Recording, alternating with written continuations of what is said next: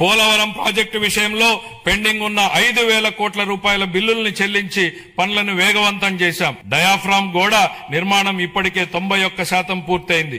మొత్తం ప్రాజెక్టు పురోగతి 60% దాటింది. వెలుగొండ ప్రాజెక్టు BRR వంశధార దశ 2 అలాగే వంశధార నాగావళి మరియు నాగావళి చంపావతి నదుల అనుసంధాన పనుల్లో సమాంతరంగా గణనీయమైనటువంటి పురోగతి సాధించబడింది. అదే సమయంలో రాష్ట్ర వ్యాప్తంగా విస్తృత స్థాయిలో చేపట్టిన ఆపరేషన్ అండ్ మెయింటెనెన్స్ SDMF మరియు FDR పనులు సాగునీటి వ్యవస్థలను స్థిరీకరిస్తున్నాయి. 5 ఏళ్ల విరామం అనంతరం మొత్తం 6,047 నీటి వినియోగదారుల సంఘాలను ప్రజాస్వామ్య పద్ధతిలో పునరుద్ధరించడం ద్వారా సాగునీటి నిర్వహణలో రైతుల భాగస్వామ్యానికి మళ్లీ బలోపేతం చేశాం. ఇక ముందు BRR వంశధార 2, హంద్రీనీవా పూల సుబ్బయ్య, వెలుగొండ మరియు పోలవరం ప్రాజెక్టులను పూర్తి చేయడానికి మా ప్రభుత్వం కట్టుబడి ఉంది.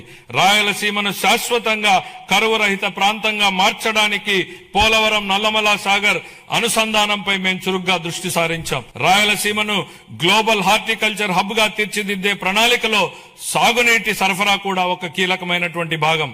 2026-27 ఆర్థిక సంవత్సరానికి గాను జలవనరుల శాఖకు 18,224 కోట్ల రూపాయల కేటాయింపును ప్రతిపాదిస్తున్నాను.